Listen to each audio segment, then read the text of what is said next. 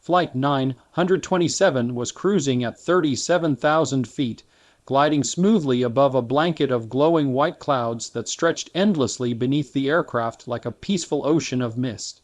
The cabin lights were dimmed to a warm amber glow, passengers settling into their seats with the soft hum of the engines lulling most of them into a quiet mid-flight calm. Flight attendants moved gracefully through the aisles, offering water, collecting cups, and giving reassuring smiles that come from thousands of hours in the sky. Everything felt normal, routine even. But in the world of aviation, life can change in a single moment, and sometimes the smallest tremor can carry the weight of destiny. Without warning, a sudden static crackled through the overhead speakers, interrupting the gentle murmur of conversations and the rustle of newspapers. Then came the captain's voice, except it wasn't the confident, steady tone everyone expected. It was strange, shaky, as though the words were being forced out under immense pressure. "Ladies and gentlemen," he began, and even the flight attendants paused to listen. We need immediate assistance from anyone with flight experience." A chill swept through the cabin. Passengers froze mid-breath, their expressions shifting instantly from relaxed to alarmed. Children looked at their parents, confused. A businessman lowered his laptop screen slowly, eyes narrowing as though unsure he had heard correctly. A woman dropped the paperback she had been reading, her fingers trembling as it hit the floor. The air shifted, thickening with tension, fear, and the silent realization that something was very, very wrong. The flight crew, usually so composed, suddenly moved with urgent purpose. Two attendants hurried toward the front, whispering sharply to one another, their faces pale. Another attendant rushed down the aisle, scanning rows as though expecting a hidden pilot to stand up at any moment. But no one moved, no one volunteered. The passengers exchanged uneasy glances, the reality of the situation sinking in. The people who were supposed to be in control of the aircraft were calling for help. And not just any help, pilot, level help. That kind of announcement never happened unless something critical had occurred in the cockpit. In seat 14C, a young woman named Ava slowly lifted her head from the window where she had been resting. She blinked several times, trying to process what she had just heard. She wasn't a flight instructor, she wasn't a seasoned airline captain. She was just a passenger like everyone else. A normal person on a normal trip. And yet something stirred inside her, an instinctive pull she couldn't explain. Her heartbeat quickened, pounding through her chest like a drum. Around her, she felt the growing storm of panicked people whispering, some gripping their armrests, others fumbling for their phones even though there was no signal this high up. But Ava remained unusually still, confused, yes, frightened, certainly, but something deep within her, something half buried from her past, was waking up. She remembered sitting in a small Cessna cockpit years ago beside her father, learning the basics of flight control. She remembered the feel of the yoke in her hands, the thrill of lifting off the ground, the sound of her father's calm voice explaining altitude, pitch, and balance. Those memories were old, dusty, tucked away behind newer responsibilities and a life far removed from the aviation dreams she once had. She had never thought those childhood lessons would matter again, and yet here she was, tens of thousands of feet in the air, hearing a call that felt strangely directed at her. Her palms grew damp, she wiped them on her jeans. She wasn't a pilot, not officially, not professionally. She had no license, no recent training, and definitely no experience with aircraft the size of a commercial jet. But the captain's voice had carried something else. Fear, serious fear, the kind that cuts through hesitation. The kind that doesn't leave room for someone else to step forward. Ava swallowed hard, her throat suddenly dry. She glanced toward the cockpit door at the front of the aircraft, slightly ajar, a sliver of red warning lights visible inside like a silent alarm begging for attention. A flight attendant caught her eye then, her expression desperate, silently pleading for hope from anyone. It struck Ava deeply. 180 passengers were on board, entire families, elderly travelers, young kids who had drifted to sleep. all of them completely dependent on the actions of whoever would answer the captain's call. No one else was standing up. No one else even looked like they could. Her breathing picked up, shallow at first, then deeper as resolve began forming slowly, uncertainly, but undeniably. She felt the weight of responsibility pressing on her shoulders, almost suffocating in intensity. Could she really help? Could she make things better? Or would she make things worse?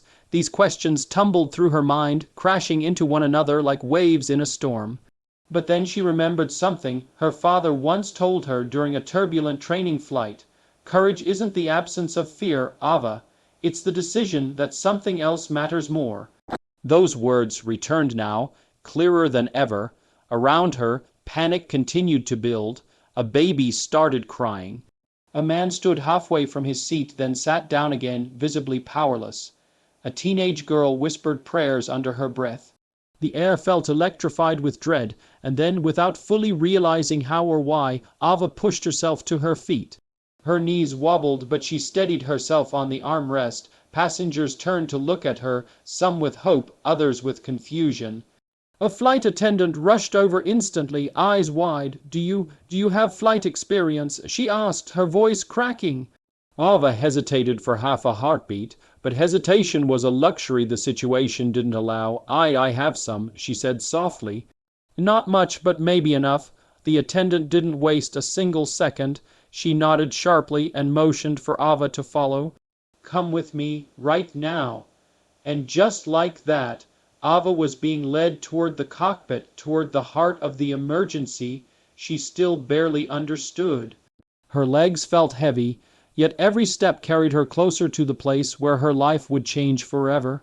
She wasn't a hero, she wasn't even sure she was the right person for this, but fate had chosen her anyway. And the sky was about to test her in ways she never imagined. Ava had only ever trained on small aircraft years ago, sitting in cramped two-seat cockpits with dials, knobs, and controls that now felt almost toy-like compared to the intimidating, sprawling flight deck she had just stepped into. The cockpit of Flight 927 was nothing like the gentle training planes of her past. This was a towering wall of technology, glowing screens, blinking switches, and a complex ecosystem of aviation systems she had never been taught to command. But none of that mattered in this moment. The captain lay slumped in his seat, unconscious, an oxygen mask hanging loosely against his cheek, his hand still resting near the throttle, as if he had tried to hold on until the very last second. The co-pilot's seat was empty, a chilling reminder that her thin thread of hope, someone else taking over, was not coming. The truth crashed down on her with terrifying clarity. She was the only person on the entire aircraft who had touched a flight control before in her life. The warning alarms blared around her, bright red indicators flashing across the panels like angry eyes demanding immediate action. Harsh beeping filled the cramped cockpit, echoing off metal walls and making her heartbeat feel louder, faster, more frantic. The radio crackled violently, as if trying to punch its way through the chaos. Through the static, a panicked voice from air traffic control shouted instructions, rapid and clipped, the tone shifting from professional to urgent the moment they learned the pilot was incapacitated. Flight 927, identify your new pilot. Repeat, identify your pilot. Ava reached for the headset, her fingers trembling uncontrollably. She could barely secure it over her ears. Her breath hitched. She stared at the control yoke in front of her, a control she had only used in tiny Cessnas on calm afternoons under her father's patient guidance. This was different. This was a 70-ton commercial jet carrying hundreds of people, flying at high altitude with failing systems, and no one qualified to fly it. Fear slammed into her chest so hard it hurt. Her throat tightened. Her palms were wet with sweat, and the room felt too small, too loud, too urgent to process. Yet deep down, beneath the storm of panic and disbelief, something steadier stirred, a faint echo from her past. She remembered the first time her father placed her hands on a yoke, saying gently, Airplanes don't respond to fear, Ava. They respond to control. She repeated those words silently like a mantra, breathing in shakily, trying to anchor herself. The flight attendant hovered behind her, whispering, "You can do this, right?" Her voice trembled on the final word, a plea rather than a question. Ava swallowed hard. I'll try, she whispered. It wasn't confidence, it was honesty, and it was all anyone had. She lowered herself into the pilot's seat, the leather cold beneath her, the weight of responsibility settling over her like a physical force. She slid her feet onto the rudder pedals larger and heavier than she expected, and wrapped her shaking hands around the yoke. It felt foreign yet familiar, like meeting an old friend years after losing touch. The jet trembled slightly, dipping, correcting itself, dipping again. Not enough to cause panic, but enough for her to feel that the aircraft was slowly slipping out of its stable flight path. "Control input is needed," ATC voice barked through the headset. "Maintain flight level. Flight 927, respond." She pressed the transmit button. "This is Ava," she said, voice cracking. "I'm a passenger, limited training, small aircraft only." A beat of stunned silence followed. Then the controller's voice returned, calmer now but deadly serious. "Copy, Ava, we're going to help you. Place your left hand firmly on the yoke. Keep your right on the throttle. Do not make sudden movements. We need you to stabilize the jet." Her hands shook so violently she worried she might lose grip. She tightened her fingers until her knuckles turned white. Every instinct screamed at her to run away, to wake up from this impossible nightmare, but she couldn't. Not with hundreds of lives depending on her courage. She inhaled shakily and pulled back the yoke just a fraction. Tiny, careful, terrified. The aircraft responded with a slight lift in the nose. A survivor's breath escaped her lips. She could feel the weight of the jet through the controls, heavier than anything she had flown. Slow to respond, but powerful once it did. "Good," ATC said. "Very good. Keep it steady. Follow our instructions exactly." The alarms quieted for a moment, the cockpit's endless screaming replaced by a tense hum of electronics. Ava glanced around at the overwhelming array of instruments, most of which she didn't understand. She tried to locate altitude, speed, horizon indicators, anything familiar.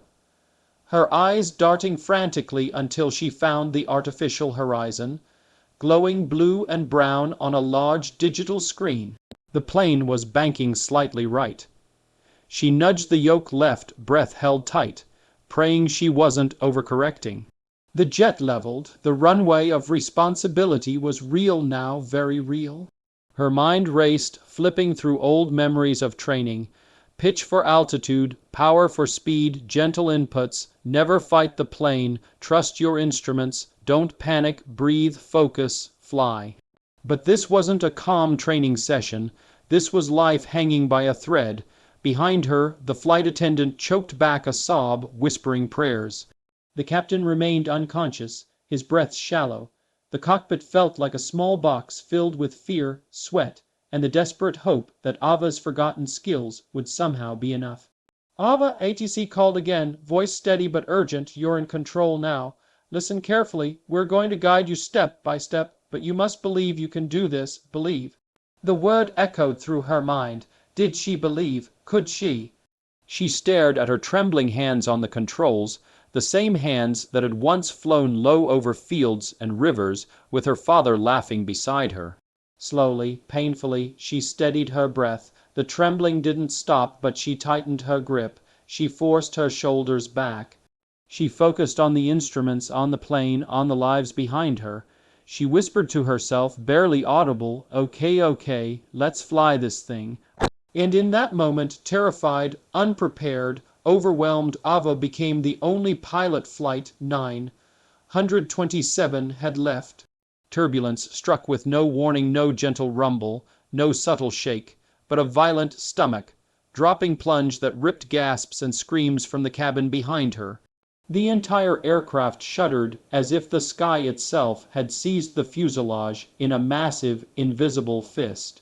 Ava felt the jet lurch downward, the nose dipping sharply, alarms flaring to life again in a furious symphony of beeps and flashing red lights.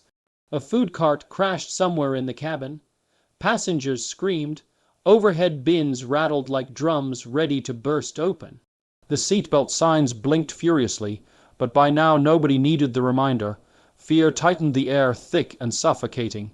Ava gripped the yoke with trembling hands, knuckles turning bone white, her breath hitching as the aircraft bucked like a wild animal fighting for escape. The headset crackled in her ears through the chaos. Flight 927, stabilize, pull up. ATC urgent voice cut through her panic. She forced herself to breathe, forcing oxygen into her lungs even as her body wanted to freeze entirely. Her arms strained as she pulled gently but steadily on the yoke, remembering the golden rule from her training, don't fight the turbulence. Fly through it. The jet trembled violently again, tossing her forward, slamming her back against the seat. She felt utterly powerless for a moment.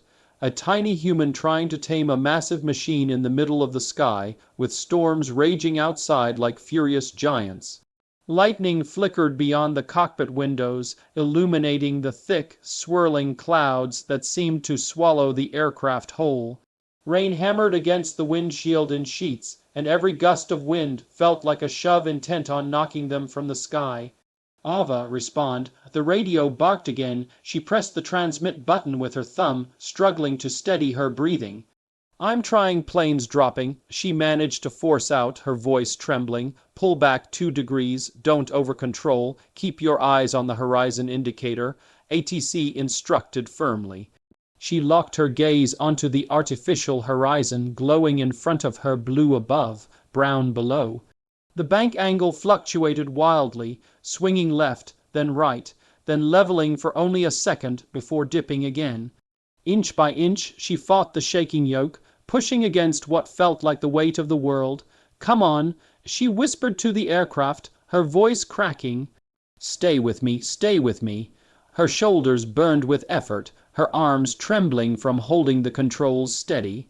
Sweat rolled down her temples, her heart thundering like a drum thrown down a staircase. Behind her, the flight attendant clung to a handle, eyes wide with terror, silently begging Ava to succeed. The aircraft dropped again. Another scream from the cabin, a child crying, a man shouting a prayer. Ava felt tears sting her eyes, not from fear alone, but from the overwhelming pressure crushing her chest. I can't lose them, I can't lose anyone. She bit down hard on her lip, channeling every ounce of willpower into her grip. Slowly, agonizingly slowly, the nose lifted.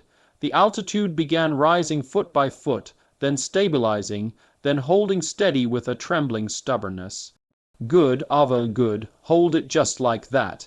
ATC guided, their tone shifting from panic to focused control. But the storm wasn't finished. The plane rattled again, sideways this time, pushed by a powerful crosswind that slammed against the fuselage like a hammer. Ava gasped, instinctively steering into the wind, remembering her father's voice coaching her during windy landings in a small Cessna. Compensate, don't panic, don't freeze, just feel it, guide it. Her hands steadied just barely, her breathing steadied next. Then something unexpected happened. Through a break in the swirling clouds, a shadow appeared, long, sleek, and unmistakably metallic. A fighter jet. It soared into view on their left side, keeping perfect formation despite the raging storm. Another appeared moments later on the right, slicing through the clouds with effortless precision. Ava's breath caught in her throat. For a second, she thought she was hallucinating. But then the radio crackled again. This time a deep, calm voice from military command. Flight 927, this is Falcon Lead. We're with you. We will guide you through the storm. For the first time since the nightmare began, Ava felt something resembling hope. The fighter jet dipped its wings slightly. A signal, follow their lead. ATC instructed, maintain formation. They'll guide you out of the turbulence zone. Ava adjusted the jet gently, aligning her nose with the fighter jet ahead.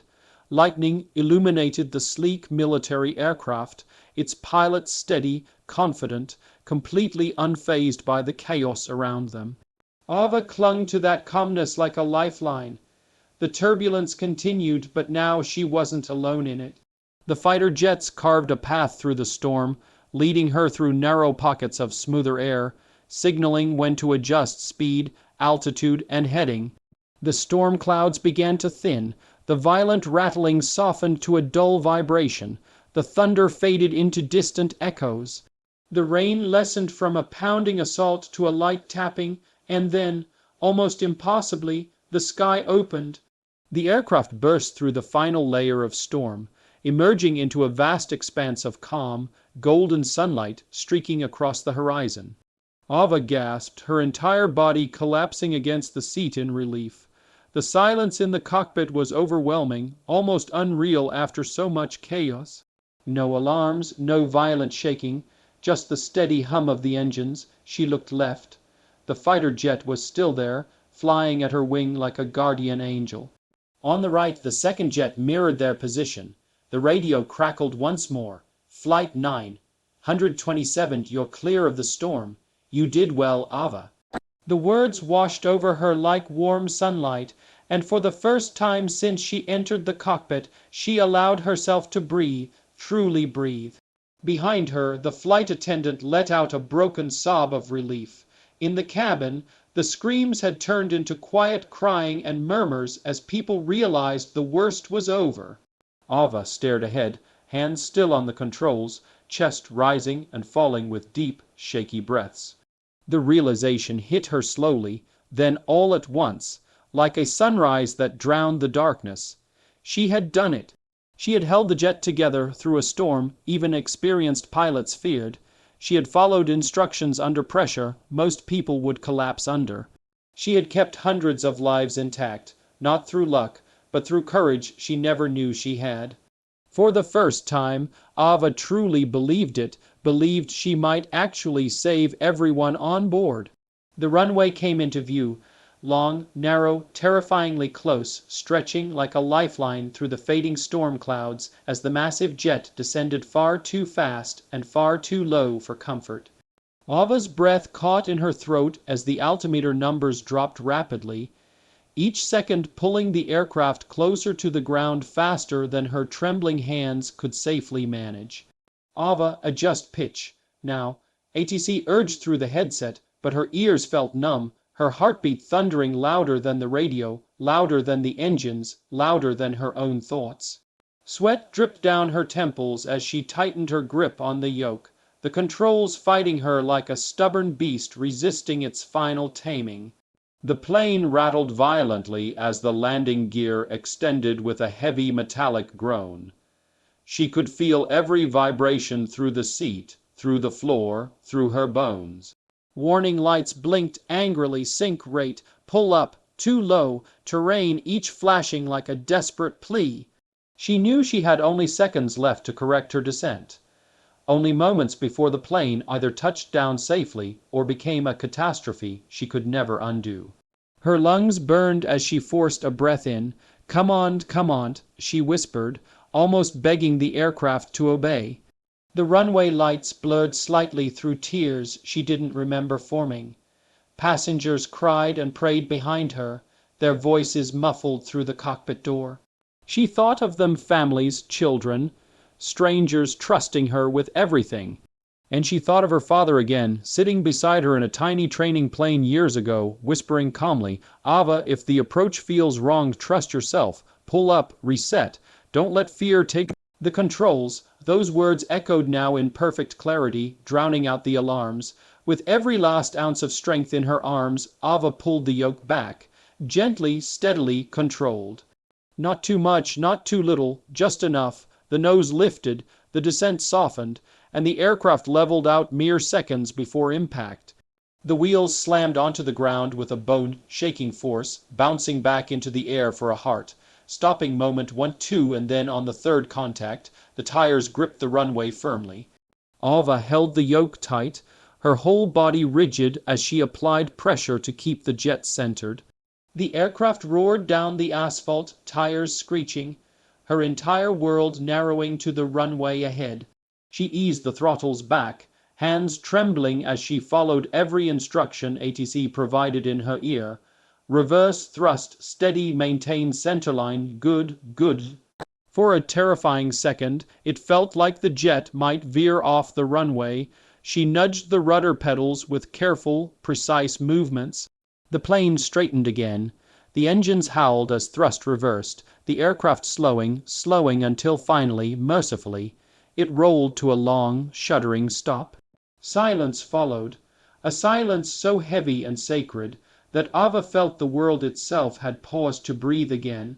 Then the cabin erupted. Applause burst out first, wild and uncontrollable. People sobbed openly. Strangers embraced each other.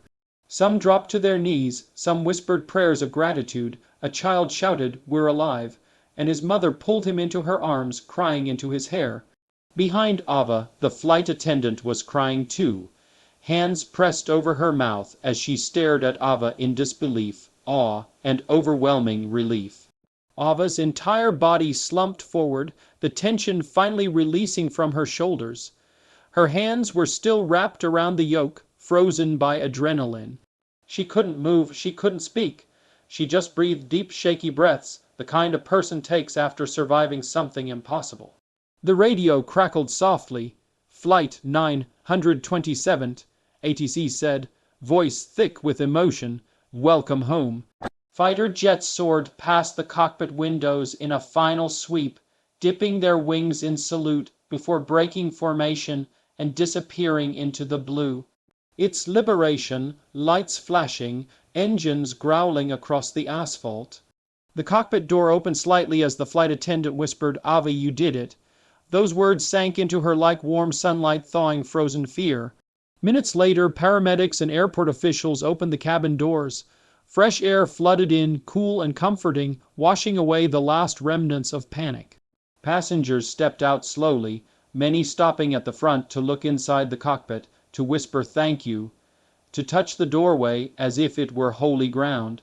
Ava finally unstrapped herself from the seat, legs weak, hands still trembling.